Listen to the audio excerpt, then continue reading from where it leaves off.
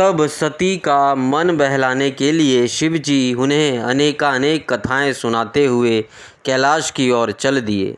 कैलाश पर पहुंचकर शिवजी अपने स्थान पर बैठकर समाधि लगाकर ध्यान करने लगे। सती ने दुखी मन से अपने धाम में रहना शुरू कर दिया। भगवान शिव को समाधि में बैठे बहुत समय बीत गया। तत्पश्चात शिवजी ने अपनी समाधि तोड़ी। जब देवी सती को पता चला तो वे तुरंत शिव जी के पास दौड़ी चली आई। वहां आकर उन्होंने शिव जी के चरणों में प्रणाम किया। भगवान शिव ने उन्हें अपने सम्मुख आसन दिया और उन्हें प्रेम पूर्वक बहुत सी कथाएं सुनाई। इससे देवी सती का शोक दूर हो गया, परंतु शिव जी ने अपनी प्रतिज्ञा नहीं तोड़ी। हे नारद, ऋषि मुनि आदि सभी शिव और सती की इन कथाओं को उनकी लीला का ही रूप मानते हैं, क्योंकि वे तो साक्षात परमेश्वर हैं, एक दूसरे के पूरक हैं। भला उनमें वियोग कैसे संभव हो सकता है। सती और शिववाणी और अर्थ की भांति एक दूसरे से मिले हुए हैं। उनमें वियोग होना संभव असंभव है। उनकी इच्छाओं और लीलाओं से ही उनमें वियोग हो सकता है। 26वां अध्याय। दक्ष का भगवान शिव को शाप देना। ब्रह्मा जी बोले, हे नारद, पूर्व काल में समस्त महात्मा और ऋषि प्रयाग में इकट्ठा हुए। वहाँ पर उन्होंने एक बहुत बड़ा विशाल यज्ञ का आयोजन किया था। उस यज्ञ में देव ऋषि, देवता, ऋषि, मुनि, साधु, संत, सिद्धगण तथा ब्रह्मा का साक्षात्कार करने वाले महान ज्ञानी पधारे, जिसमें मैं स्वयं अपने महातेजस्वी निगमों आगमों सहित परिवार को लेकर वहां पहुंचा। वहां बहुत बड़ा उत्सव हो रहा था। अनेक शास्त्रों में ज्ञान की चर्चा एवं वाद विवाद हो रहा था। उस यज्ञ में त्रिलोकीनाथ भगवान शिव भी देवी सती और अपने गणों सहित पधारे थे। भगवान शिव को वहां आया देख मैंने सभी देवताओं ऋषि मुनियों ने उन्हें झुककर भक्ति भाव से प्रणाम किया तथा अनेक प्रकार से उनकी स्तुति की।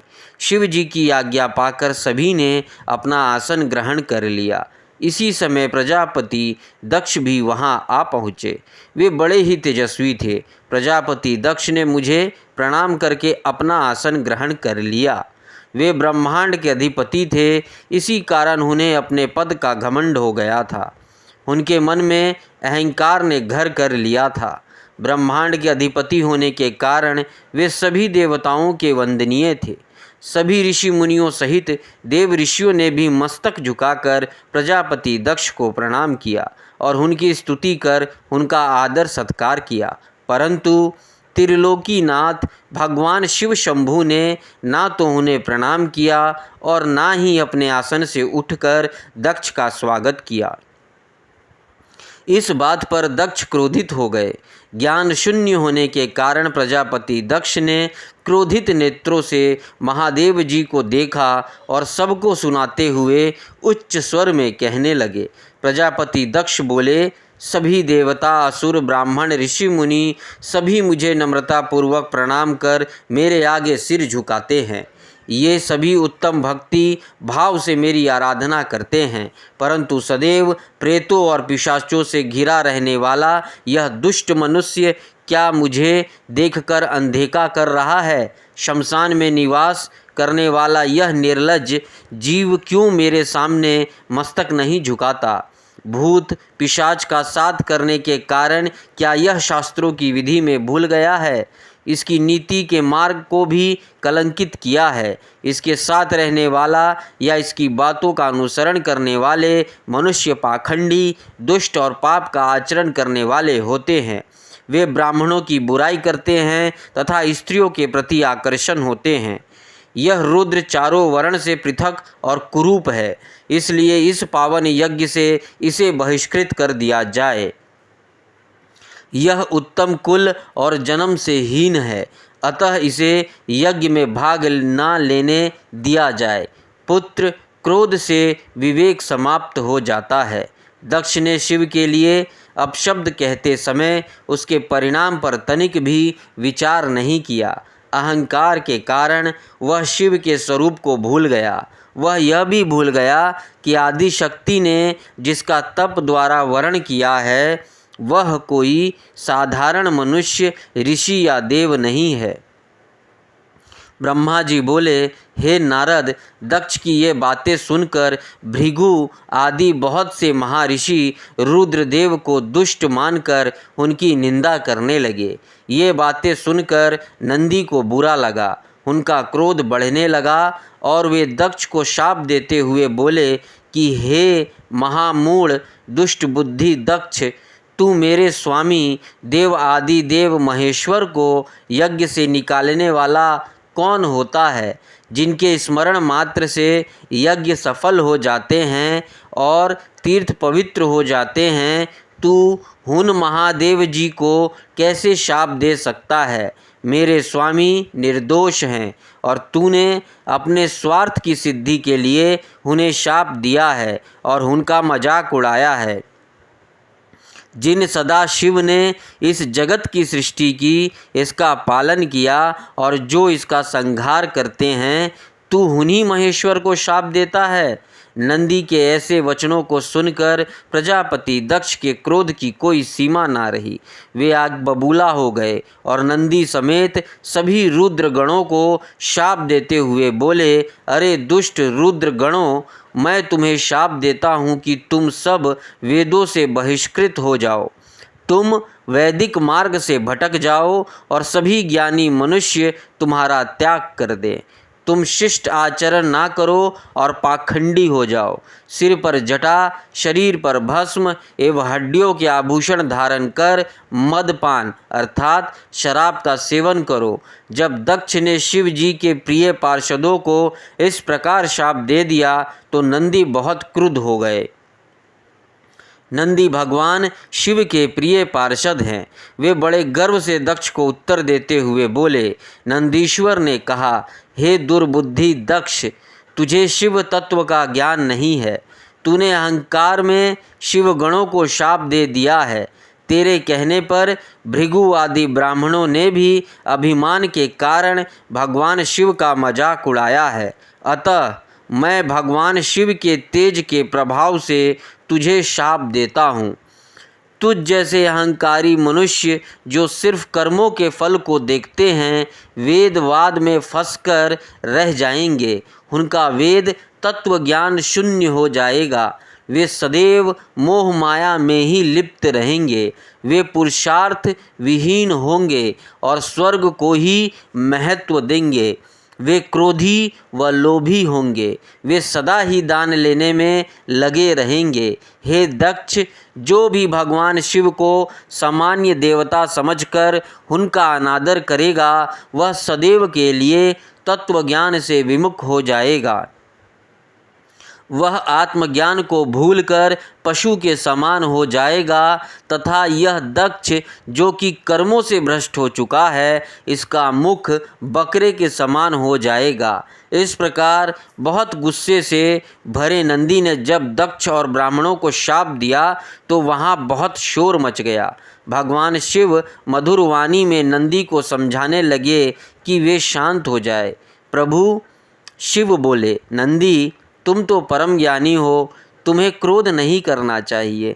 तुमने बिना कुछ जाने और समझे ही दक्ष तथा समस्त ब्राह्मण कुल को शाप दे दिया है। सच्चाई तो यह है कि मुझे कोई भी शाप छू ही नहीं सकता है, इसलिए तुम्हें अपने क्रोध पर नियंत्रण रखना चाहिए था। किसी की बुद्धि कितनी ही दूषित क्यों ना हो, वह कभी वेदों को शाप नहीं दे सकता। नंदी, तुम तो सिद्धों को भी तत्वज्ञान का उपदेश देने वाले हो। तुम तो जानते हो कि मैं ही यज्ञ हूँ, मैं ही यज्ञ कर्म हूँ, यज्ञ की आत्मा मैं हूँ, यज्ञ परायण यजमान भी मैं हूँ। फिर मैं कैसे यज्ञ से बहिष्कृत हो सकता हूँ? तुमने व्यर्थ ही ब्राह्मणों को शाप दे दिया है। ब्रह्मा जी बोले, नारद, जब भगवान शिव ने अनेक प्रकार से नंदी को समझाया तो उनका क्रोध शांत हो गया। तब शिव जी अपने अन्य गणों व पार्षदों के साथ अपने निवास स्थान कैलाश पर्वत पर चले गए। क्रोध से भरे दक्ष भी ब्राह्मणों के साथ अपने स्थान पर चले गए, परंतु उनके मन में महादेव जी के लिए क्रोध एवं ईर्ष्या का भाव ऐसा ही रहा। उन्होंने शिव जी के प्रति श्रद्धा को त्याग दिया और उनकी निंदा करने लगे। दिन ब दिन उनकी ईर्ष्या बढ़ती जा रही थी। 27वां अध्याय दक्ष द्वारा महान यज्ञ का आयोजन। ब्रह्मा जी बोले, हे महर्षि नारद, इस प्रकार क्रोधित व अपमानित दक्ष ने कनखल नामक तीर्थ में एक बहुत बड़े यज्ञ का आयोजन किया। उस यज्ञ में उन्होंने सभी देव ऋषियों, महर्षियों तथा देवताओं को दीक्षा देने के लिए बुलाया। अगस्त्य, कश्यप, अत्रि, वामदेव, भृगु, दधीचि, भगवान व्यास, भारद्वाज, गौतम, पैल, पराशर, गर्ग, भार्गव, ककुश, शीत, सुमंतु, त्रिक, कंक और वैशंपायन सहित अनेक ऋषि मुनि अपनी पत्नियों व पुत्रों सहित प्रजापति दक्ष के यज्ञ में सम्मिलित हुए। समस्त देवता अपने देवगणों के साथ प्रसन्नता पूर्वक यज्ञ में गए। अपने पुत्र दक्ष की प्रार्थना स्वीकार करके मैं विश्वद्रष्टा ब्रह्मा और बैकुंठ लोक से भगवान विष्णु भी उस यज्ञ में पहुँचे। वहाँ दक्ष ने सभी पधारे हुए अतिथियों का खूब आदर सत्कार किया। उस यज्ञ के स्थान का निर्माण देवताओं के शिल्पी विश्वकर्मा द्वारा किया गया था। विश्वकर्मा ने बहुत से दिव्य भवनों का निर्माण किया। उन भवनों में दक्ष ने यज्ञ में पधारे अतिथियों को ठहराया। दक्ष ने भृगु ऋषि को ऋतुवज बनाया। भगवान विष्णु यज्ञ के अधिष्ठाता थे। इस विधि को मैंने ही बताया। दक्ष सुंदर रूप धारण कर यज्ञ मंडल में उपस्थित था। उस महान यज्ञ में 88,000 ऋषि एक साथ हवन कर सकते थे। 64,000 देव ऋषि मंत्रों का उच्चारण कर रहे थे। सभी मग्न होकर वेद मंत्रों का गान कर रहे थे। दक्ष ने उस महायज्ञों में गंधर्वों, विद्याधरों, सिद्धों, 12 आदित्यों व उनके गुणों तथा नागों को भी आमंत्रित किया था। साथ ही देश विदेश के अनेक राजा उसमें उपस्थित थे, जो अपनी सेना व दरबारियों सहित यज्ञ में पधारे थे। कौतुक और मंगलाचार कर दक्ष ने यज्ञ की दीक्षा ली, परंतु उस दुरात्मा दक्ष ने त्रिलोकीनाथ, करुणा निधान भगवान शिव को यज्ञ के लिए निमंत्रण नहीं भेजा था, ना ही अपनी पुत्री सती को ही बुलाया था। दक्ष के अनुसार भगवान शिव कपालधारी हैं, इसलिए उन्हें यज्ञ में स्थान देना गलत है। सती भी शिव जी की पत्नी होने के कारण कपाली भार्या हुई, अतः उन्हें भी बुलाना पूर्णतः अनुचित था। दक्ष का यज्ञ महोत्सव अत्यंत धूमधाम एवं हर्षोल्लास से आरंभ हुआ। सभी ऋषि मुनि अपने अपने कार्य में संलग्न हो गए। तभी वहाँ महर्षि दधीचि पधारे। उस यज्ञ में भगवान शंकर को ना पाकर दधीचि बोले, हे श्रेष्ठ देवताओं और महर्षियों, मैं आप सभी को श्रद्धापूर्वक नमस्कार करता हूँ। हे श्रेष्ठ जनों, आप सभी यहाँ इस महान यज्ञ में पधारे हैं। मैं आप सबसे यह पूछना चाहता हूँ कि मुझे इस यज्ञ में त्रिलोकीनाथ भगवान शंकर कहीं भी दिखाई नहीं दे रहे हैं। उनके बिना यह यज्ञ मुझे सूना लग रहा है। उनकी अनुपस्थिति से यज्ञ की शोभा कम हो गई है। जैसे कि आप जानते ही हैं कि भगवान शिव की कृपा से सभी कार्य सिद्ध होते हैं। वे परम सिद्ध पुरुष नीलकंठधारी प्रभु शंकर यहाँ क्यों नहीं दिखाई दे रहे हैं, जिनकी कृपा से अमंगल भी मंगल हो जाता है, जो सर्वथा सबका मंगल करते हैं। उन भगवान शिव का यज्ञ में उपस्थित होना बहुत आवश्यक है। इसलिए आप सभी को यज्ञ के सकुशल पूर्ण होने के लिए परम कल्याणकारी भगवान शिव को अनुनय विनय कर इस यज्ञ में लाना चाहिए।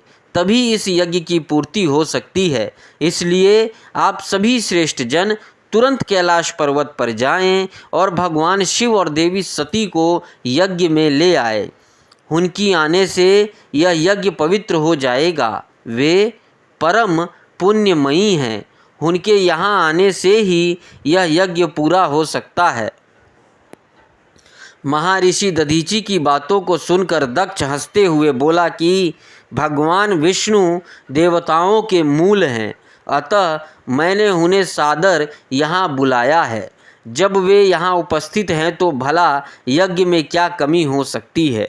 भगवान विष्णु के साथ साथ ब्रह्मा जी भी वेदों, उपनिषदों और विविध आगमों के साथ यहाँ पधारे हैं। देवगण सहित इंद्र भी यहाँ उपस्थित हैं। वेद और वेद तत्वों को जानने वाले तथा उनका पालन करने वाले सभी महर्षि यज्ञ में आ चुके हैं। जब सभी देवगण एवं श्रेष्ठ जन यहाँ उपस्थित हैं तो रुद्रदेव की यहाँ क्या आवश्यकता है। मैंने सिर्फ ब्रह्मा जी के कहने पर अपनी पुत्री सती का विवाह शिव जी से कर दिया था। मैं जानता हूँ कि वे कुलहीन हैं, उनके माता पिता का कुछ भी पता नहीं है। वे भूतों, प्रेतों और पिशाचों के स्वामी हैं। वे स्वयं ही अपनी प्रशंसा करते हैं। वे मूढ़, जड़, मौनी और ईर्ष्यालु होने के कारण यज्ञ में बुलाए जाने के योग्य नहीं हैं। अतः दधीचि जी, आप उन्हें यज्ञ में बुलाने के लिए ना कहे। आप सब ऋषि मुनि मिलकर अपने सहयोग से मेरा इस यज्ञ को सफल बनाए। दक्ष की बातें सुनकर दधीचि मुनि बोले, हे दक्ष, परम कल्याणकारी भगवान शिव को यज्ञ में ना बुलाकर तुमने इस यज्ञ को पहले ही भंग कर दिया है। यह यज्ञ कहलाने लायक ही नहीं है। तुमने भगवान शिव को निमंत्रण ना देकर उनकी अवहेलना की है, इसलिए तुम्हारा विनाश निश्चित है। यह कहकर दधीचि वहाँ से अपने आश्रम चले गए। उनके पीछे पीछे भगवान शिव का अनुसरण करने वाले सभी ऋषि मुनि भी वहाँ से चले गए। दक्ष के समर्थकों ने यज्ञ छोड़कर गए ऋषि मुनियों के प्रति व्यंग भरे वचनों का प्रयोग किया।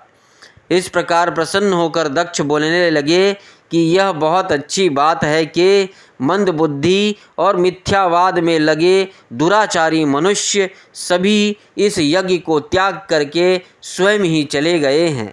भगवान विष्णु और ब्रह्मा जी, जो कि सभी वेदों के ज्ञाता हैं और वेद तत्वों से परिपूर्ण हैं, इस यज्ञ में उपस्थित हैं। ये ही मेरे यज्ञ को सफल बनाएंगे। ब्रह्मा जी बोले कि दक्ष की ये बातें सुनकर वे सभी शिव माया से मोहित हो गए। सभी देव ऋषि आदि देवताओं का पूजन करने लगे। इस प्रकार यज्ञ पुनः आरंभ हो गया। मुनि श्रेष्ठ, इस प्रकार वहाँ यज्ञ स्थल पर रुके अनेक देव ऋषि और मुनि वहाँ पुनः यज्ञ को पूर्ण करने हेतु पूजन करने लगे। 28वां अध्याय, सती का दक्ष के यज्ञ में आना।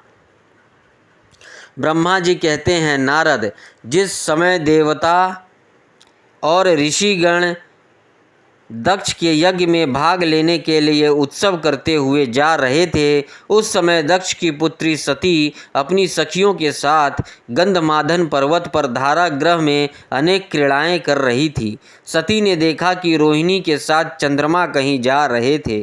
तब सती ने अपने प्रिय सखी विजया से कहा कि विजये, जल्दी जाकर पूछो कि देवी रोहिणी और चंद्र कहाँ जा रहे हैं।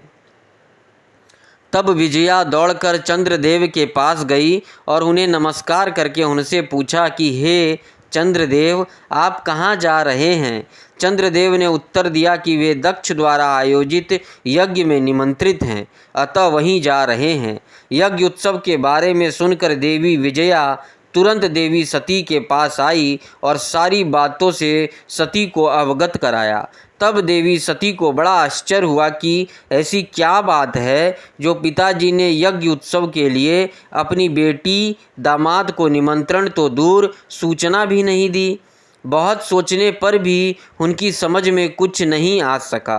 असमंजस की स्थिति में वे अपने पति महादेव जी के पास गई और उनसे कहने लगी, सती बोली, हे महादेव जी, मुझे ज्ञात हुआ है कि मेरे पिता श्री दक्ष जी ने एक बहुत बड़े यज्ञ उत्सव का आयोजन किया है, जिसमें उन्होंने सभी देव ऋषियों, महाऋषियों एवं देवताओं को आमंत्रित किया है।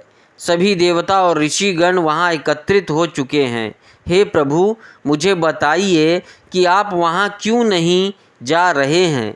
आप सभी सहृदयों से मिलने को हमेशा आतुर रहते हैं। आप भक्त वत्सल हैं। प्रभु, उस महायज्ञ में सभी आपके भक्त पधारे हैं। आप मेरी प्रार्थना मानकर आज ही मेरे साथ मेरे पिता के उस महान यज्ञ में चलिए। सती इस प्रकार भगवान शंकर से यज्ञशाला में चलने की प्रार्थना करने लगी। सती की प्रार्थना सुनकर भगवान महेश्वर बोले, हे देवी, तुम्हारे पिता दक्ष मेरे विशेष द्रोही हो गए हैं। वे मुझसे बैर की भावना रखते हैं। इसी कारण उन्होंने मुझे निमंत्रण नहीं दिया, और जो बिन बुलाए दूसरों के घर जाते हैं वे मरण से भी अधिक अपमान पाते हैं। हे देवी, उस यज्ञ में सभी अभिमानी, मूढ़ और ज्ञान शून्य देवता और ऋषि ही हैं। उत्तम व्रत का पालन करने वाले और मेरे पूजन करने वाले सभी ऋषि मुनियों और देवताओं ने उस महायज्ञ को त्याग कर दिया है तथा अपने अपने धाम को वापस चले गए हैं। अतः प्रिय, हमारा उस यज्ञ में जाना अनुचित है। वैसे भी बिना बुलाए जाना अपना अपमान कराना है।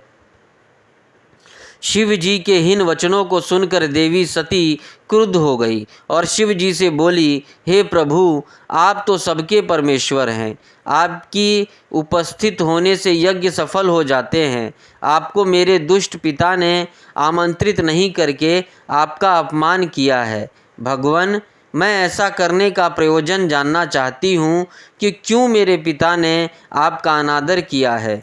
इसलिए मैं अपने पिता के यज्ञ में जाना चाहती हूँ ताकि इस बात का पता लगा सकूँ। अतः प्रभु, आप मुझे आज्ञा प्रदान करें।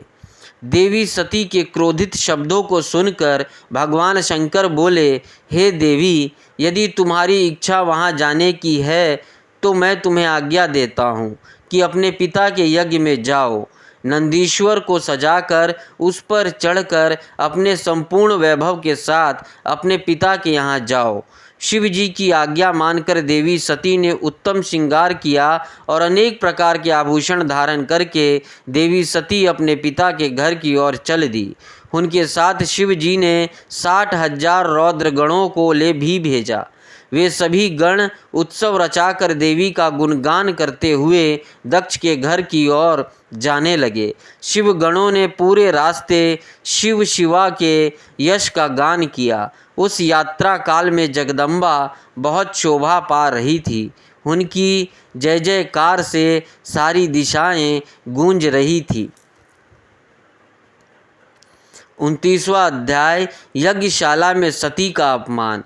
ब्रह्मा जी बोले, हे नारद, दक्ष कन्या देवी सती उस स्थान पर गई जहाँ महान यज्ञ उत्सव चल रहा था, जहाँ देवता, असुर और मुनि, साधु संत अग्नि में मंत्र उच्चारण के साथ आहुतियाँ डाल रहे थे। सती ने अपने पिता के घर में अनेक आश्चर्यजनक बहुमूल्य वस्तुएं देखी। अनेक मनोहारी और उत्तम आभा से परिपूर्ण धन्य धान्य से युक्त दक्ष का भवन अनोखी शोभा पा रहा था। देवी सती नंदी से उतरकर अकेली ही यज्ञशाला के अंदर चली गई।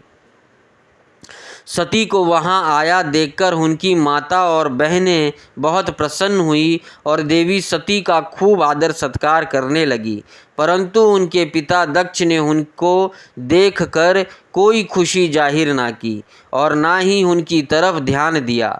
दक्ष के भय से ही अन्य लोगों ने भी देवी सती का आदर नहीं किया।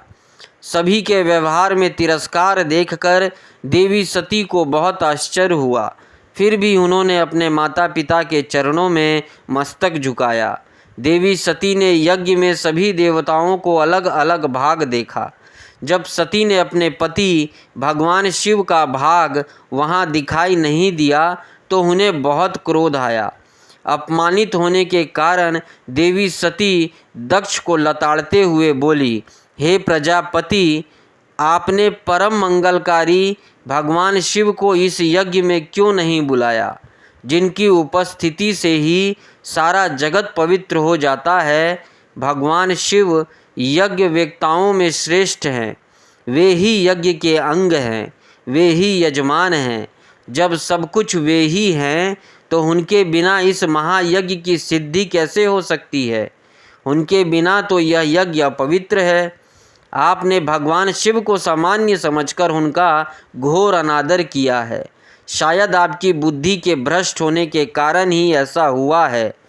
मुझे तो यह समझ में नहीं आ रहा है कि बिना भगवान शिव के आए ये विष्णु और ब्रह्मा सहित सभी ऋषि मुनि इस यज्ञ में कैसे आ गए। तब देवी सती मेरे सम्मुख खड़ी हुई और विष्णु सहित सभी उपस्थित देवताओं व ऋषियों और मुनियों को डांटने लगी और उन्हें बहुत फटकारा। ब्रह्मा जी बोले, हे मुनि श्रेष्ठ नारद, क्रोध से भरी देवी जगदम्बा ने अत्यंत दुखी मन से हम सभी देवताओं और मुनियों को बहुत सी बातें सुनाई। देवी सती की बातें सुनकर कोई भी कुछ नहीं बोला, परंतु उनके पिता दक्ष उनके वचनों से बहुत अधिक क्रोधित हो गए और इस प्रकार बोले। दक्ष ने कहा, हे पुत्री सती, तुम्हारे इस प्रकार के वचनों से क्या लाभ होगा। तुम बिना बात के सभी का अपमान कर रही हो। वैसे भी मैंने तुम्हें यहाँ आने का कोई निमंत्रण नहीं दिया था, तो तुम क्यों चली आई। तुम यहाँ खड़ी रहो या वापस चली जाओ, तुम्हारी इच्छा है। वैसे भी यहाँ उपस्थित सभी देवता और ऋषि मुनि यह जानते हैं कि तुम्हारे पति शिव अमंगलकारी हैं। उन्हें वेदों से बहिष्कृत किया गया है। वे भूत प्रेतों तथा पिशाचों के स्वामी हैं। उन्होंने बहुत बुरा वेश धारण किया है, इसलिए मैंने रुद्र को इस महायज्ञ में नहीं बुलाया है। मैंने बिना सोचे समझे ब्रह्मा जी के कहने पर तुम्हारा विवाह उनसे कर दिया। नहीं तो शिव इस योग्य नहीं है कि उनसे किसी भी प्रकार से कोई संबंध बनाया जाए। अब तुम आ ही गई हो तो स्थान ग्रहण कर लो। आगे तुम्हारे जैसी इच्छा, हमारा कोई आग्रह नहीं है। दक्ष की ये बातें सुनकर उनकी दुहिता सती ने अपने पति की बुराई करने वाले अपने पिता को देखा तो उनके मन में रोष बढ़ गया। वे क्रोध से भर गई। तब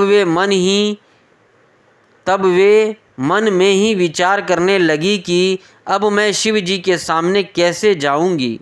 यदि किसी तरह उनके पास चली भी गई तो उनके द्वारा यज्ञ का समाचार पूछने पर क्या कहूँगी। यह सब सोचकर वे अपने पिता दक्ष से बोली, जो त्रिलोकीनाथ करुणा निधान महादेव जी का निंदा करता अथवा सुनता है वह हमेशा के लिए नरक में जाता है।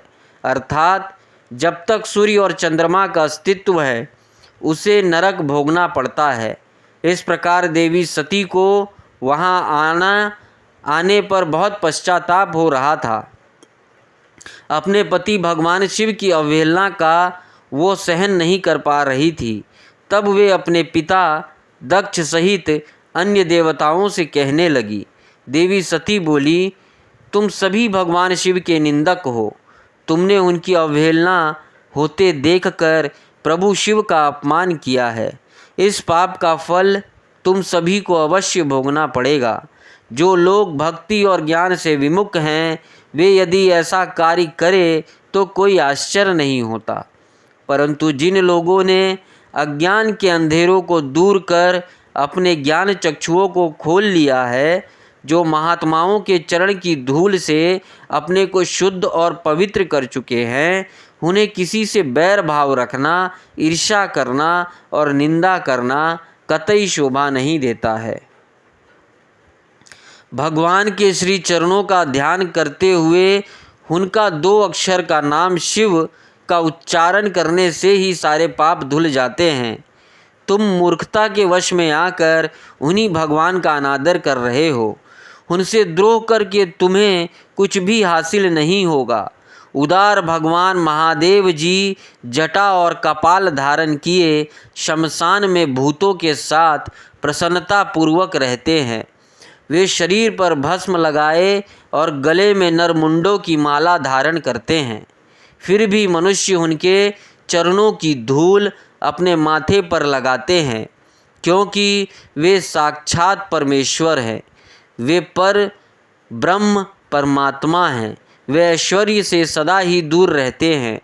जो ऐसे महापुरुष की निंदा करता है उसके जीवन को धिक्कार है।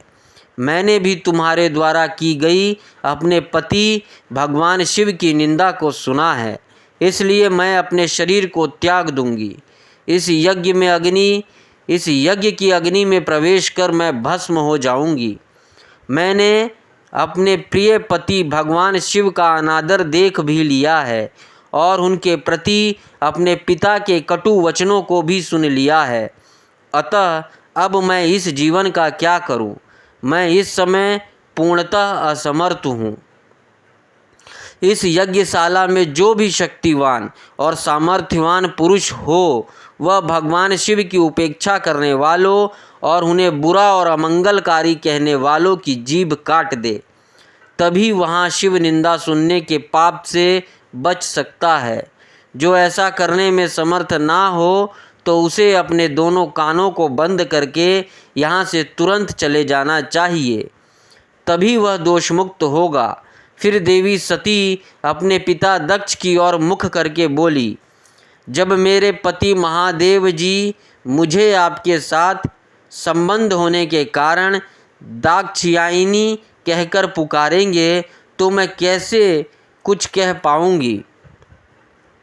हे पिताजी, आपने मेरे पति का घोर अपमान करके मुझे उनके सामने जाने लायक भी नहीं छोड़ा, इसलिए मेरे पास अब एक ही रास्ता शेष है।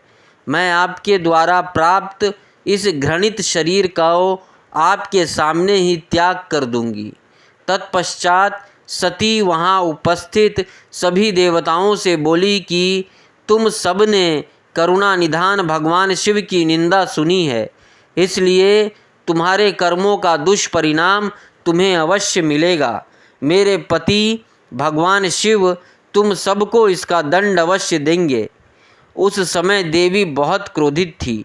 यह सुनकर, यह सब कहकर वे चुप हो गई और अपने मन में अपने प्राण वल्लभ भगवान शिव का स्मरण करने लगी। 30वां अध्याय सती द्वारा योगा अग्नि से शरीर को भस्म करना। ब्रह्मा जी से श्री नारद जी ने पूछा, हे पितामह, जब सती जी ऐसा कहकर मौन हो गई तब वहाँ क्या हुआ? देवी सती ने आगे क्या किया? इस प्रकार नारद जी ने अनेक प्रश्न पूछ डाले और ब्रह्मा जी से प्रार्थना की कि वे आगे की कथा सुविस्तार सुनाए। यह सुनकर ब्रह्मा जी मुस्कुराए और प्रसन्नतापूर्वक कहने लगे, हे नारद, मौन होकर देवी सती अपने पति भगवान शिव का स्मरण करने लगी। उनका स्मरण करने के बाद उनका क्रोधित मन शांत हो गया। तब शांत मनोभाव से शिव जी का चिंतन करती हुई देवी सती पृथ्वी पर उत्तर की ओर मुख करके बैठ गई। तत्पश्चात विधि पूर्वक जल से आचमन करके उन्होंने वस्त्र ओढ़ लिया। फिर पवित्र भाव से उन्होंने अपने दोनों आंखें मूंद ली और पुनः शिव जी का चिंतन करने लगी। सती ने प्राणायाम से प्राण और अपान को एक रूप करके नाभि में स्थित कर लिया। सांसों को संयत कर नाभि चक्र के ऊपर हृदय में स्थापित कर लिया। सती ने अपने शरीर में योग मार्ग के अनुसार वायु और अग्नि को स्थापित कर लिया। तब उनका शरीर योग मार्ग में स्थित हो गया। उनके हृदय में शिव जी विद्यमान थे। यही वह समय था जब उन्होंने अपना शरीर त्याग दिया था। उनका शरीर यज्ञ की पवित्र योगा अग्नि में गिरा और पल भर में ही भस्म हो गया। वहाँ उपस्थित मनुष्यों सहित देवताओं ने जब यह देखा कि देवी सती भस्म हो गई है तो आकाश और भूमि पर हाहाकार मच गया। यह हाहाकार सभी को भयभीत कर रहा था। सभी लोग कह रहे थे कि किस दुष्ट के दुर्व्यवहार के कारण भगवान शिव की पत्नी सती ने अपनी देह को त्याग कर दिया। तो कुछ लोग दक्ष की दुष्टता को धिक्कार रहे थे, जिसके व्यवहार से दुखी होकर देवी सती ने यह कदम उठाया था। सभी सत्पुरुष उनका सम्मान करते थे।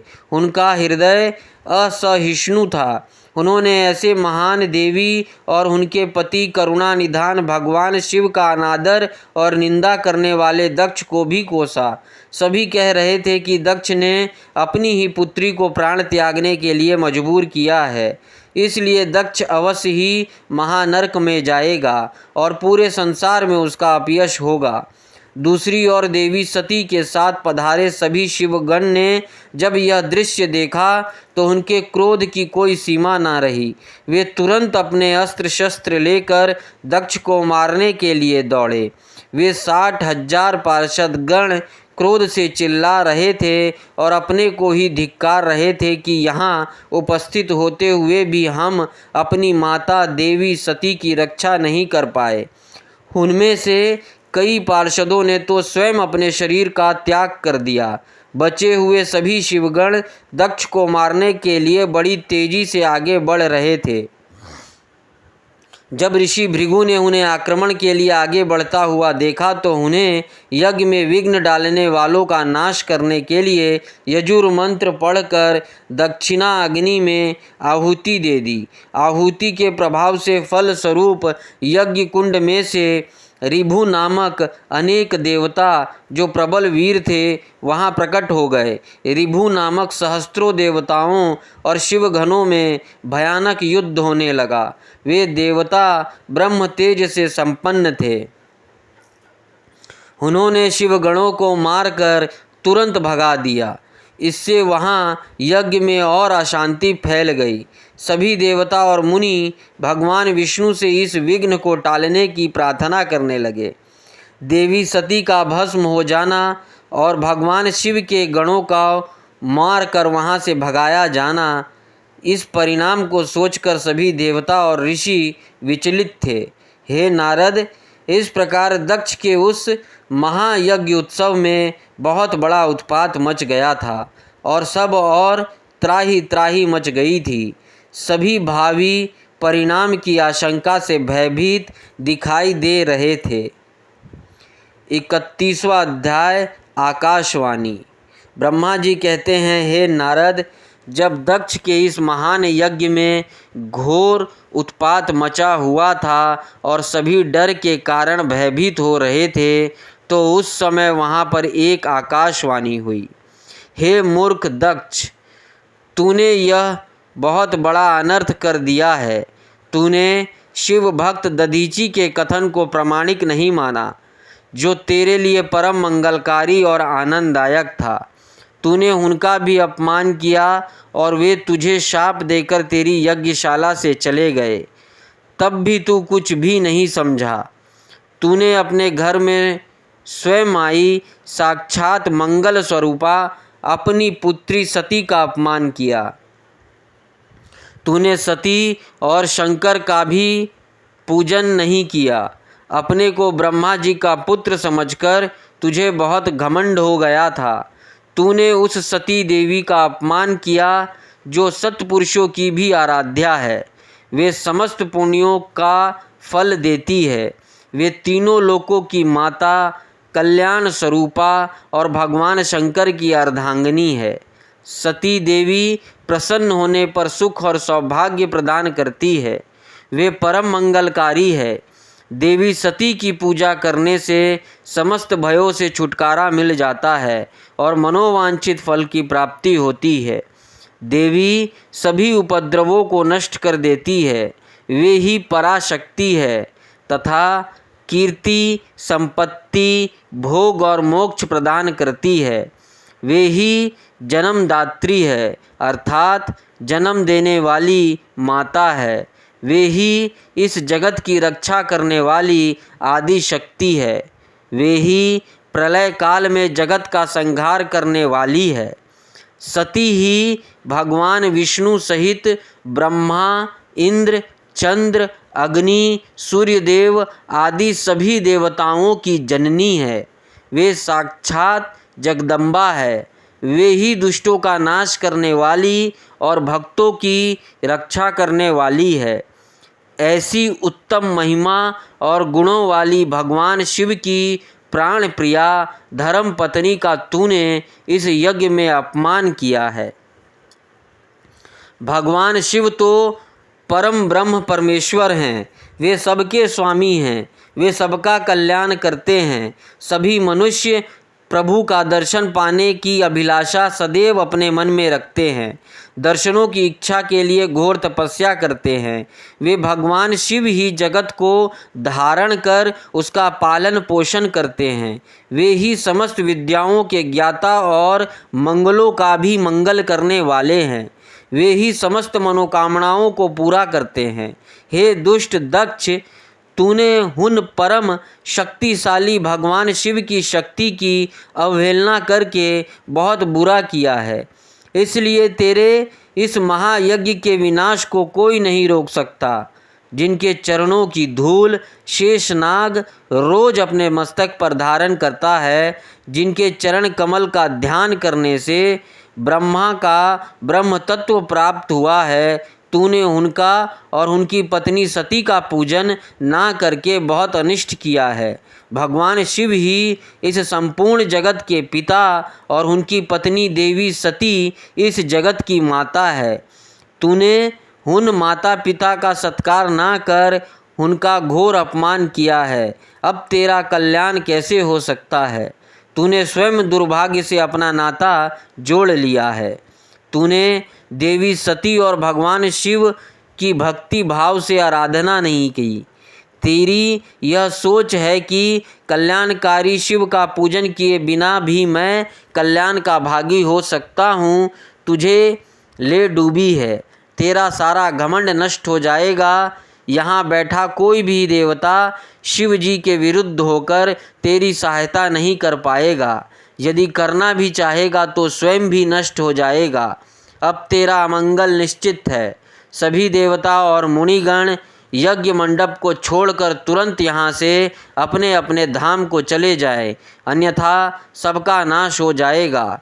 इस प्रकार यज्ञशाला में उपस्थित सभी लोगों को चेतावनी देकर यह आकाशवाणी मौन हो गई। 32वां अध्याय शिव जी का क्रोध। ब्रह्मा जी कहते हैं, नारद, उस आकाशवाणी को सुनकर सभी देवता और मुनि आश्चर्य से उधर उधर देखने लगे। उनके मुंह से एक भी शब्द नहीं निकला। वे अत्यंत भयभीत हो गए। उधर भृगु के मंत्रों से उत्पन्न गणों द्वारा भगाए गए शिवगण, जो कि नष्ट होने से बच गए थे, शिव जी के शरण में चले गए। वहां पहुंचकर उन्होंने प्रभु को हाथ जोड़कर प्रणाम किया और वहां यज्ञ में जो कुछ भी हुआ था उसका और सती के शरीर त्यागने का सारा वृत्तांत उन्हें सुनाया। शिवगण बोले, हे महेश्वर, दक्ष बड़ा ही दुरात्मा और घमंडी है। उसने माता सती का बहुत अपमान किया। वहाँ उपस्थित देवताओं ने भी उनका आदर सत्कार नहीं किया। उस घमंडी दक्ष ने यज्ञ में आपका भाग भी नहीं दिया। हे प्रभु, दक्ष ने आपके प्रति बुरे शब्द कहे। आपके विषय में ऐसी बातें सुनकर माता क्रोधित हो गई और उन्होंने पिता को बहुत निंदा की। जब दक्ष ने उनका भी अपमान किया तो वे शांत होकर सोचने लगी। फिर उन्होंने वहां उपस्थित सभी देवताओं और मुनियों को फटकारा जिन्होंने आपका अनादर किया था। उन्होंने कहा कि शिव निंदा सुनकर मैं जीवित नहीं रह सकती। यह कहकर उन्होंने योग अग्नि से जलकर अपना शरीर भस्म कर दिया। यह देखकर बहुत से पार्षदों ने माता के साथ ही अपने शरीर की आहुति दे दी। तब हम सब शिवगण उस यज्ञ को विध्वंस करने के लिए तेजी से आगे बढ़े, परंतु भृगु ऋषि ने मंत्रों द्वारा गणों को उत्पन्न कर हम पर आक्रमण कर दिया। हम में से बहुत से गणों को उन भृगु के गणों ने मार डाला। तब वहाँ आकाशवाणी हुई जिसने कहा कि दक्ष, तुम्हारा अंत अब निश्चित है। तथा जो भी देवता एवं मुनि तुम्हारे साथ देंगे वे भी पाप के भागी बनकर मृत्यु को प्राप्त होंगे। यह सुनकर सभी उपस्थित लोग वहाँ से चले गए और हम यहाँ आपको इस विषय में बताने के लिए आपके पास चले आए हैं। हे कल्याणकारी भगवान शिव, आप इस महादुष्ट अधर्मी दक्ष को उसके अपराधों का कठोर दंड अवश्य दे। यह कहकर सभी गण चुप हो गए। ब्रह्मा जी बोले, हे नारद, अपने पार्षदों की बात सुनकर भगवान शिव ने उस यज्ञ की सारी बातें और जानकारी जानने के लिए तुम्हारा स्मरण किया। उनके स्मरण करते ही तुम वहां जा पहुँचे और भक्ति भाव से नमस्कार करके चुपचाप खड़े हो गए। तब महादेव जी ने तुमसे दक्ष के यज्ञ के विषय में पूछा। तब तुमने उत्तम भाव से उस यज्ञशाला में जो जो हुआ था वह सब वृत्तांत उन्हें सुना दिया। सारी बातों से अवगत होते ही भगवान शिव अत्यंत क्रोधित हो गए। पराक्रमी शंकर के क्रोध का कोई अंत ना रहा। तब लोक संहारी शंकर ने अपनी जटा का एक बाल उखाड़कर उसे कैलाश पर्वत पर दे मारा। जैसे ही वह बाल जमीन पर गिरा, उसके 2 टुकड़े हो गए। उस समय वहाँ बहुत भयंकर गर्जना हुई। बाल की प्रथम भाग से महापराक्रमी महाबली वीरभद्र प्रकट हुए, जो समस्त शिवगणों में शिरोमणि हैं। उनका शरीर बहुत बड़ा और विशाल था। उनकी 1000 भुजाएं थीं। उस जटा के दूसरे भाग से अत्यंत भयंकर और करोड़ों भूतों से घिरी हुई महाकाली उत्पन्न हुई। उस समय रुद्रदेव के क्रोधपूर्वक सांस लेने से 100 प्रकार के ज्वर और अनेक प्रकार के रोग पैदा हो गए। वे सभी शरीरधारी क्रूर और भयंकर थे। वे अग्नि के समान तेज से प्रज्वलित थे। तब वीरभद्र और महाकाली ने दोनों हाथ जोड़कर भगवान शिव को प्रणाम किया। वीरभद्र बोले, हे महारुद्र, आपने सोम, सूर्य और अग्नि को अपने तीनों नेत्रों में धारण किया है। हे प्रभु, कृपा कर मुझे आज्ञा दीजिए कि मुझे क्या कार्य करना है।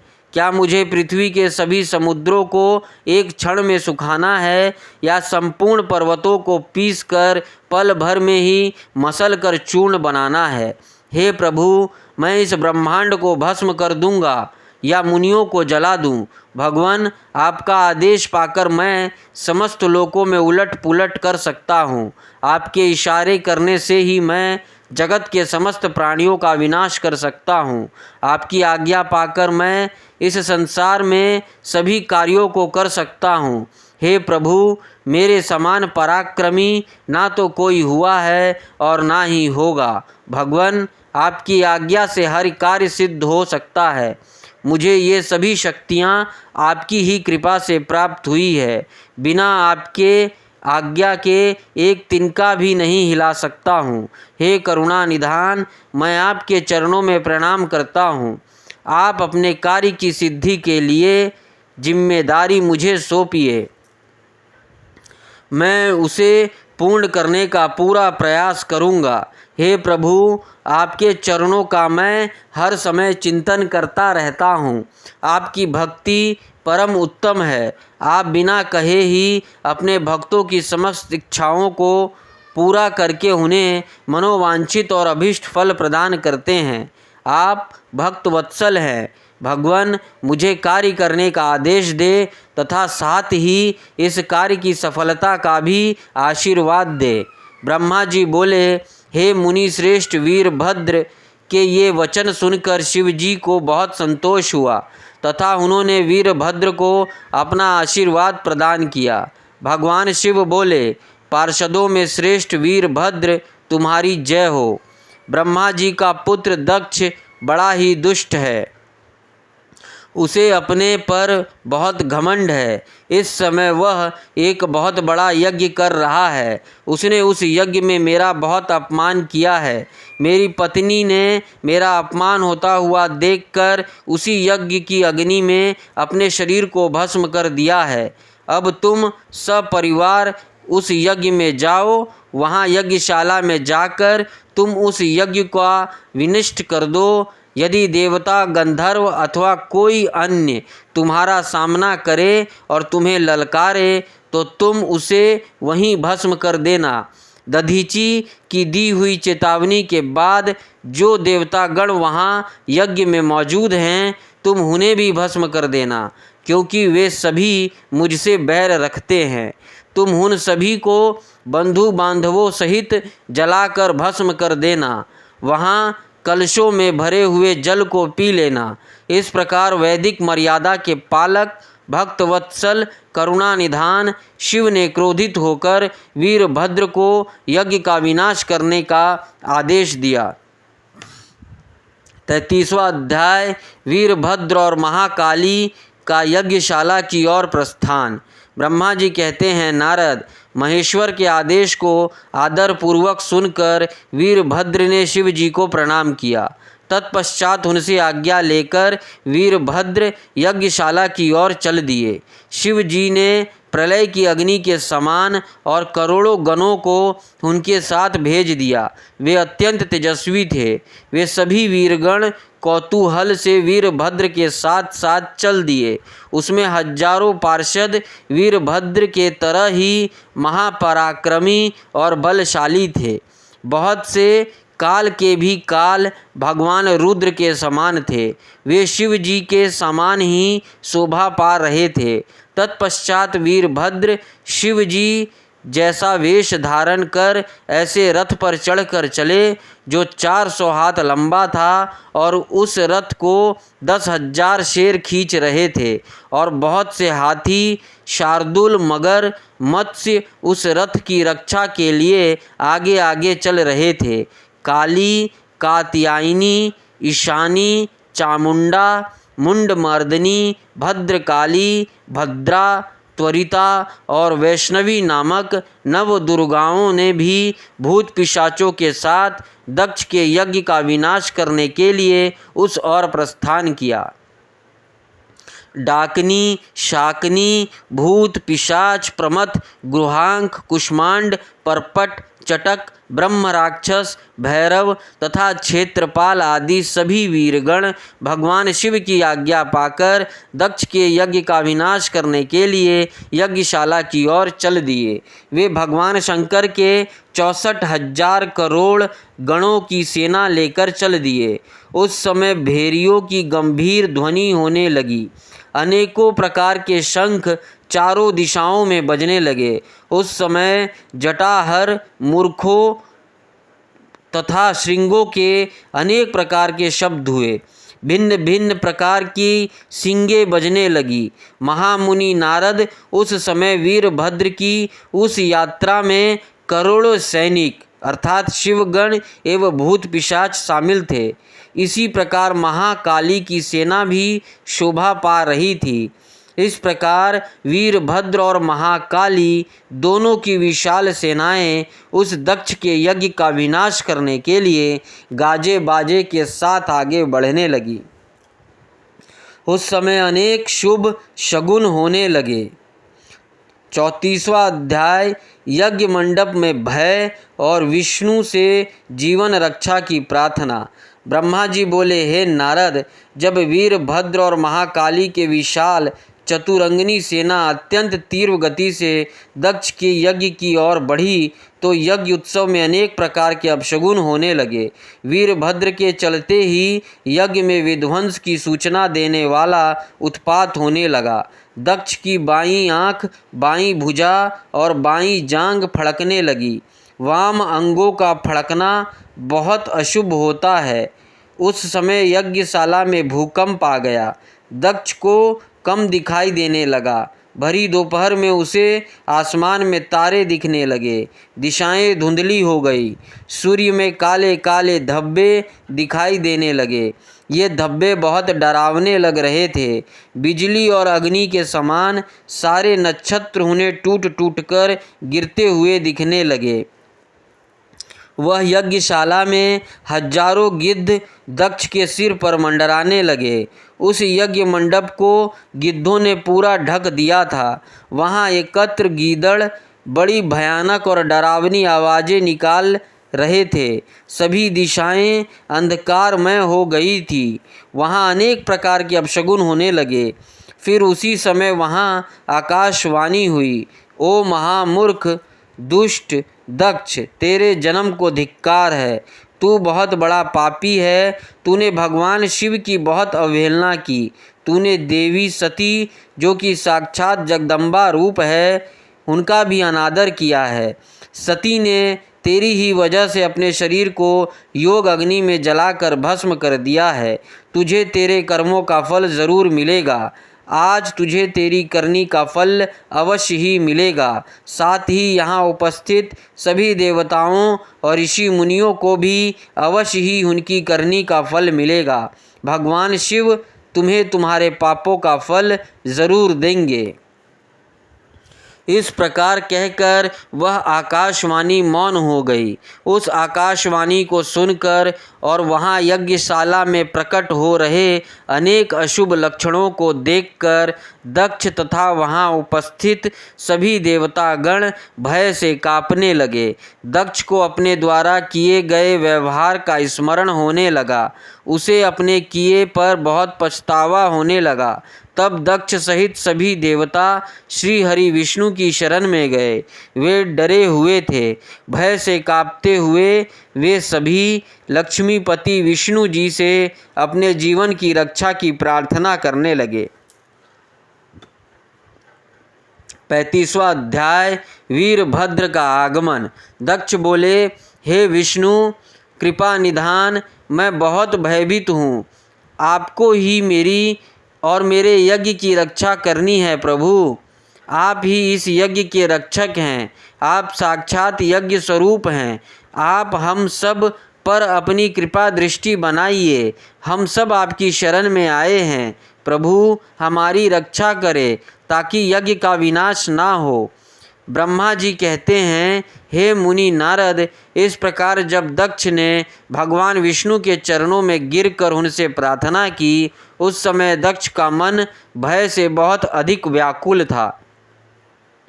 तब श्री हरि ने दक्ष को उठाकर अपने मन में करुणा निधान भगवान शिव का स्मरण किया और शिव तत्व के ज्ञाता श्री हरि दक्ष को समझाते हुए बोले, दक्ष, तुम्हें तत्व का ज्ञान नहीं है, इसलिए तुमने अधिपति भगवान शंकर की अवहेलना की है। भगवान की स्तुति के बिना कोई भी कार्य सफल नहीं हो सकता। उस कार्य में अनेक परेशानियां आती है। जहाँ पूजनीय व्यक्तियों की पूजा नहीं होती, वहाँ गरीबी, मृत्यु तथा भय का निवास होता है। इसलिए तुम भगवान शिव का सम्मान करना चाहिए, परंतु तुमने महादेव का सम्मान और आदर सत्कार नहीं किया, अपितु तुमने उनका घोर अपमान किया है। इसी के कारण तुम्हारे ऊपर घोर संकट के बादल मंडरा रहे हैं। मैं तुम पर छाए इस संकट से तुम्हें उबारने में पूर्णतः असमर्थ हूँ। ब्रह्मा जी कहते हैं, नारद, भगवान विष्णु का वचन सुनकर दक्ष सोच में डूब गया। उसके चेहरे का रंग उड़ गया और वे घोर चिंता में पड़ गए। तभी भगवान शिव द्वारा भेजे गए गणों सहित वीरभद्र और महाकाली का उनकी सेनाओं सहित उस यज्ञशाला में प्रवेश हुआ। वे सभी महान पराक्रमी थे। उनकी गणना करना असंभव था। उनके सिंहनाद से सारी दिशाएं गूंज रही थी। पूरे आसमान में धूल और अंधकार के बादल छाए हुए थे। पूरी पृथ्वी पर्वतों, वनों और कानूनों सहित कांप रही थी।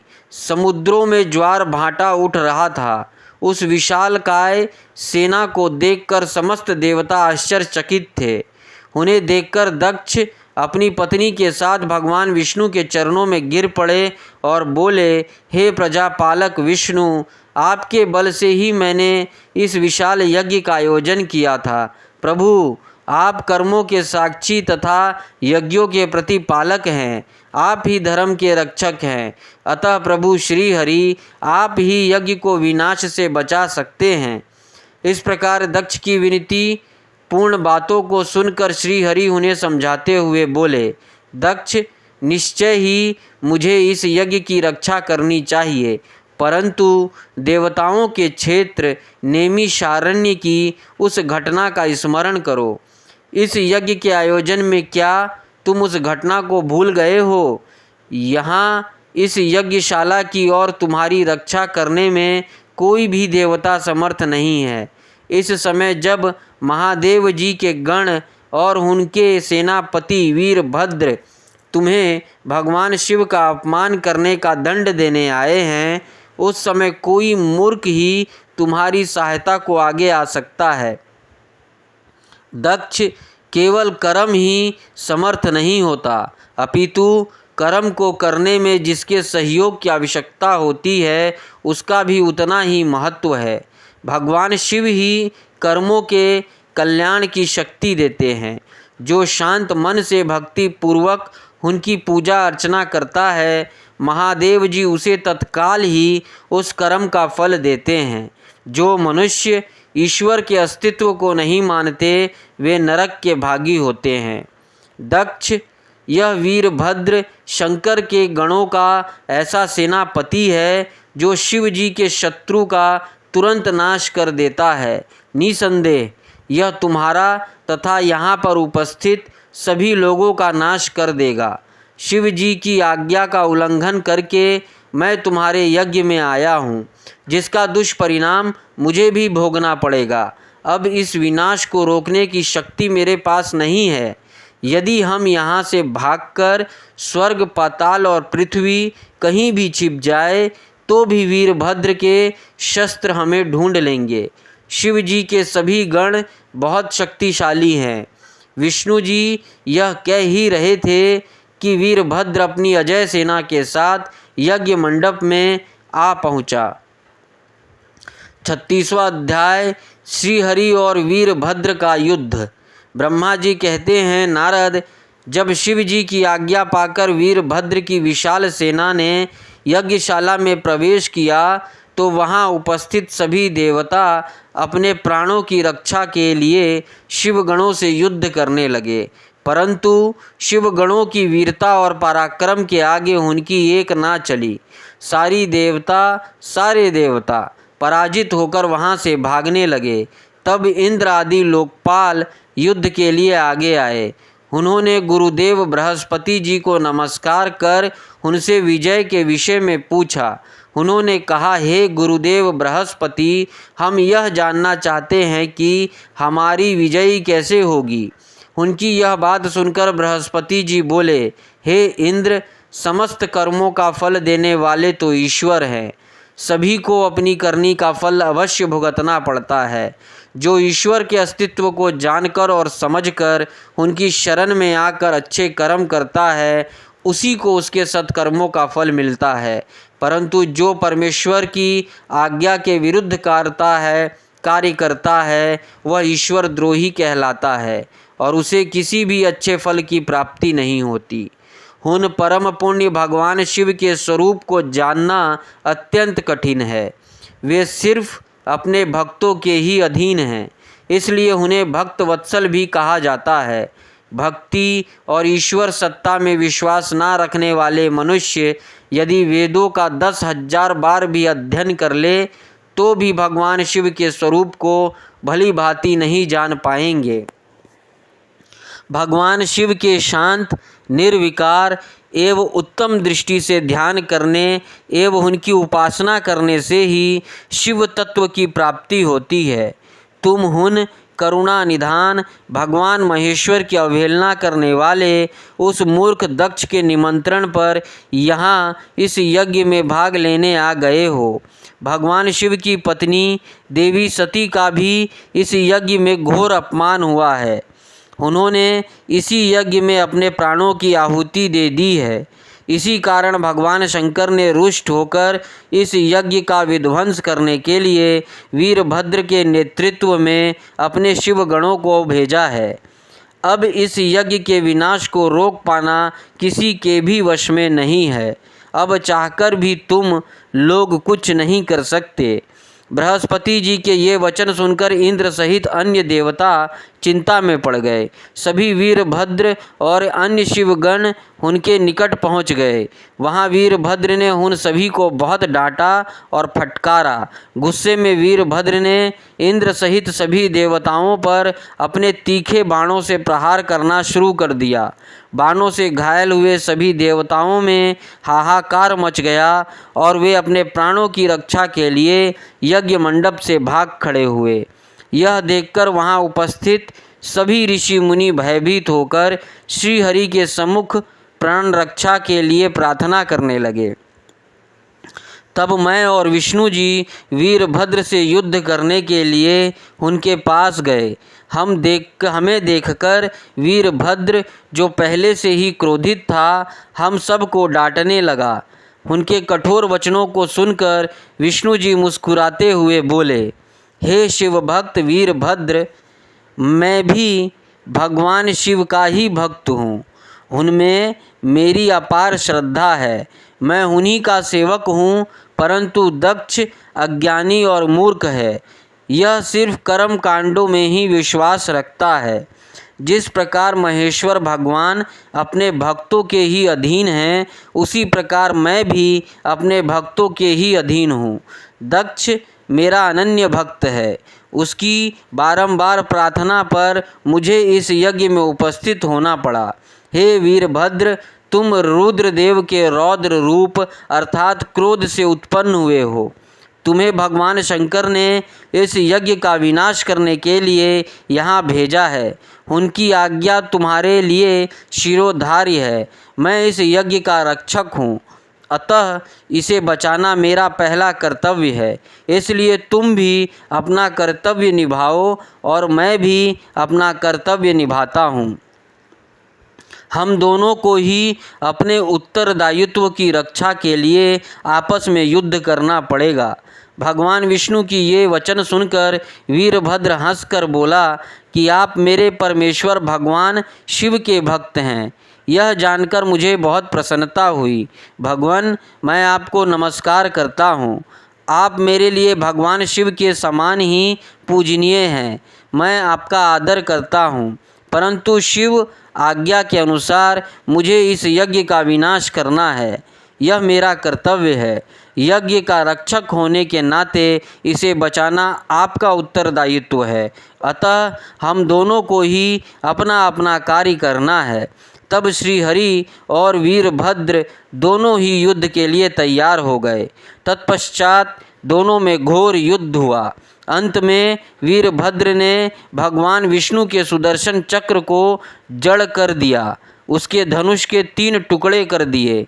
वीरभद्र विष्णु जी पर भारी पड़ रहे थे।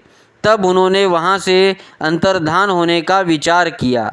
सभी देवता व ऋषिगण यह समझ चुके थे कि यह जो कुछ हो रहा है वह देवी सती के प्रति अन्याय और शिव जी के अपमान का ही परिणाम है। इस संकट की घड़ी में कोई भी उनकी रक्षा नहीं कर सकता। तब वे देवता और ऋषिगण शिव जी का स्मरण करते हुए अपने अपने लोक को चले गए। मैं भी दुखी मन से अपने सत्यलोक को चला आया। उस यज्ञ स्थल पर बहुत उपद्रव हुआ। वीरभद्र और महाकाली ने अनेकों मुनियों एवं देवताओं को प्रताड़ित करके उनका वध कर दिया। भृगु, पूषा और भग नामक देवताओं को उनकी करनी का फल देते हुए उन्हें पृथ्वी पर फेंक दिया। 37वां अध्याय, दक्ष का सिर काटकर यज्ञ कुंड में डालना। हे नारद, यज्ञशाला में उपस्थित सभी देवताओं को डराकर और मारकर वीरभद्र ने वहां से भगा दिया और जो बाकी बचे उनको भी मार डाला। तब उन्होंने यज्ञ के आयोजक दक्ष को, जो कि भय के मारे अंतवेदी में छिपा था, बलपूर्वक पकड़ लिया। वीरभद्र ने दक्ष के शरीर पर अनेकों वार किए। वे दक्ष का सिर तलवार से काटने लगे, परंतु दक्ष के योग के प्रभाव से वह सिर काटने में असफल रहे। वीरभद्र ने दक्ष की छाती पर पैर रखकर दोनों हाथों से उसकी गर्दन मरोड़कर तोड़ दी। तत्पश्चात दक्ष के सिर को वीरभद्र ने अग्निकुंड में डाल दिया। उस महान यज्ञ का संपूर्ण विनाश करने के उपरांत वीरभद्र और सभी गण जीत की खुशी के साथ कैलाश पर्वत पर चले गए और शिव जी को अपनी विजय की सूचना दी। इस समाचार को पाकर महादेव जी बहुत प्रसन्न हुए। 38वां अध्याय दधीची क्षुभ विवाद। सूत जी कहते हैं, हे महर्षियों, ब्रह्मा जी के द्वारा कही गई कथा को सुनकर नारद जी आश्चर्यचकित हो गए तथा उन्होंने ब्रह्मा जी से पूछा कि भगवान विष्णु शिव जी को छोड़कर अन्य देवताओं के साथ दक्ष के यज्ञ में क्यों चले गए? क्या वे अद्भुत पराक्रम वाले भगवान शिव को नहीं जानते थे? क्यों श्री हरि ने रुद्रगणों के साथ युद्ध किया? कृपया कर मेरे अंदर उठने वाले इन प्रश्नों के उत्तर देकर मेरी शंकाओं का समाधान कीजिए। ब्रह्मा जी ने नारद जी के प्रश्नों का उत्तर देते हुए कहा, हे मुनि श्रेष्ठ नारद, पूर्व काल में राजा क्षुभ की सहायता करने वाले श्री हरि को दधीची मुनि ने शाप दे दिया था, इसलिए वे भूल गए और दक्ष के यज्ञ में चले गए। प्राचीन काल में दधीची मुनि महातेजस्वी राजा क्षुभ के मित्र थे, परंतु बाद में उन दोनों के बीच बहुत विवाद खड़ा हो गया। विवाद का कारण मुनि दधीची का 4 वर्णों ब्राह्मण, क्षत्रिय, वैश्य और शूद्र में ब्राह्मण को श्रेष्ठ बताना था। परंतु राजा क्षुभ, जो कि धन वैभव के अभिमान में डूबे हुए थे, इस बात से पूर्णतः असहमत थे। क्षुभ सभी वर्णों में राजा को ही श्रेष्ठ मानते थे। राजा को सर्वश्रेष्ठ और सर्ववेदमय माना जाता है, यह श्रुति भी कहती है, इसलिए ब्राह्मण से ज़्यादा राजा श्रेष्ठ है। हे दधीची, आप मेरे लिए आदरणीय हैं। राजा क्षुभ के कथन को सुनकर दधीची को क्रोध आ गया। उन्होंने उसे अपना अपमान समझा और क्षुभ के सिर पर मुक्के का प्रहार कर दिया। दधीची के इस व्यवहार से मद में चूर क्षुभ को और अधिक क्रोध आ गया। उन्होंने वज्र से दधीची पर प्रहार कर दिया। वज्र से घायल हुए दधीची मुनि ने पृथ्वी पर गिरते हुए योगी शुक्राचार्य का स्मरण किया। शुक्राचार्य ने तुरंत आकर दधीची मुनि के शरीर को पूर्ववृत कर दिया। शुक्राचार्य ने दधीची से कहा कि मैं तुम्हें महामृत्युंजय का मंत्र प्रदान करता हूँ। त्र्यंबकम यजामहे, अर्थात हम तीनों लोकों के पिता भगवान शिव, जो सूर्य, सोम और अग्नि तीनों मंडलों के पिता हैं, सत्य, रज और तम आदि तीनों गुणों के महेश्वर हैं, जो आत्म तत्व, विद्या तत्व और शिव तत्व, पृथ्वी, जल व तेज सभी के स्तोत्र हैं, वह जो ब्रह्मा, विष्णु और शिव तीनों आधारभूत देवताओं के भी ईश्वर महादेव हैं, उनकी आराधना करते हैं। सुगंधिम पुष्टिवर्धनम, अर्थात जिस प्रकार फूलों में खुशबू होती है, उसी प्रकार भगवान शिव भूतों में, गुणों में, सभी कार्यों में, इंद्रियों में, अन्य देवताओं में और अपने प्रिय गणों में क्षारभूत आत्मा के रूप में समाये हैं। उनकी सुगंध से ही सबकी ख्याति एवं प्रसिद्धि है। पुष्टिवर्धनम, अर्थात वे भगवान शिव ही प्रकृति का पोषण करते हैं। वे ही ब्रह्मा, विष्णु, मुनियों एवं सभी देवताओं का पोषण करते हैं। उर्वारुकमिव बंधनान मृत्योर्मुक्षे मामृतात, अर्थात जिस प्रकार खरबूजा पक जाने पर लता से टूटकर अलग हो जाता है, उसी प्रकार मैं भी मृत्यु रूपी बंधन से मुक्त होकर मोक्ष को प्राप्त करूं। हे रुद्रदेव, आपका स्वरूप अमृत के समान है। जो पुण्य कर्म, तपस्या, स्वाध्याय, योग और ध्यान से उनकी आराधना करता है उसे नया जीवन प्राप्त होता है।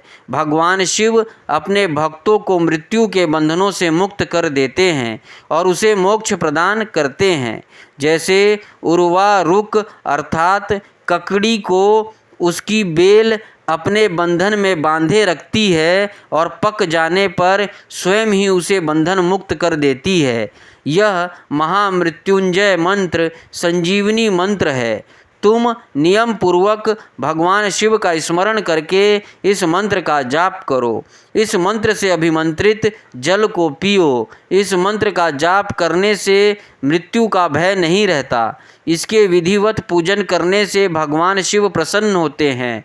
वे सभी कार्यों की सिद्धि करते हैं तथा सभी बंधनों से मुक्त कर मोक्ष प्रदान करते हैं। ब्रह्मा जी बोले, नारद, दधीची मुनि को इस प्रकार उपदेश देकर शुक्राचार्य अपने निवास पर चले गए। उनकी बातों को दधीची मुनि पर बड़ा प्रभाव पड़ा और वे भगवान शिव का स्मरण कर उन्हें प्रसन्न करने के लिए तपस्या करने वन में चले गए। वन में उन्होंने प्रेम पूर्वक भगवान शिव का चिंतन करते हुए उनकी तपस्या आरंभ कर दी। दीर्घ काल तक वे महामृत्युंजय मंत्र का जाप करते रहे। उनकी इस निस्वार्थ भक्ति से भक्तवत्सल भगवान शिव प्रसन्न होकर उनके सामने प्रकट हो गए। दधीची ने दोनों हाथ जोड़कर शिव जी को प्रणाम किया। उन्होंने महादेव जी की बहुत स्तुति की। शिव ने कहा, मुनि श्रेष्ठ दधीची, मैं तुम्हारी इस उत्तम आराधना से बहुत प्रसन्न हुआ हूँ। तुम वर मांगो, मैं तुम्हें मनोवांछित वस्तु प्रदान करूँगा। यह सुनकर दधीची हाथ जोड़ नतमस्तक होकर कहने लगे, हे देवादिदेव करुणा निधान महादेव जी, अगर आप मुझ पर प्रसन्न हैं तो कृपा कर मुझे 3 वर प्रदान करे। पहला यह कि मेरी अस्थियां वज्र के समान हो जाए। दूसरा, कोई मेरा वध ना कर सके अर्थात मैं हमेशा अवध्य रहूं। और तीसरा कि मैं हमेशा अदीन रहूं, कभी दीन ना हो। शिव जी ने तथास्तु कहकर 3 वर दधीची को प्रदान कर दिए। तीनों मन चाहे वरदान मिल जाने पर दधीची मुनि बहुत प्रसन्न थे। वे आनंद मग्न होकर राजा छुव के स्थान की ओर चल दिए। वहां पहुंचकर दधीची ने छुव के सिर पर लात मारी। छुव विष्णु जी का परम भक्त था। राजा होने के कारण वह भी अहंकारी था। उसने क्रोधित हो तुरंत दधीची पर वज्र से प्रहार कर दिया, परंतु छुव के प्रहार से दधीची मुनि का बाल भी बांका नहीं हुआ। यह सब महादेव जी के वरदान से ही हुआ था। यह देखकर छुव को बड़ा आश्चर्य हुआ। तब उन्होंने वन में जाकर इंद्र के भाई मुकुंद की आराधना शुरू कर दी। तब विष्णु जी ने प्रसन्न होकर छुव को दिव्य दृष्टि प्रदान की। छुव ने विष्णु जी को प्रणाम कर उनकी भक्ति भाव से स्तुति की।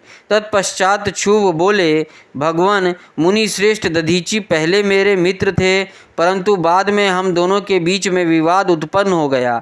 दधीची ने परम पूजनीय भगवान शिव की तपस्या महामृत्युंजय मंत्र से कर उन्हें प्रसन्न किया तथा अवध्य रहने का वरदान प्राप्त कर लिया।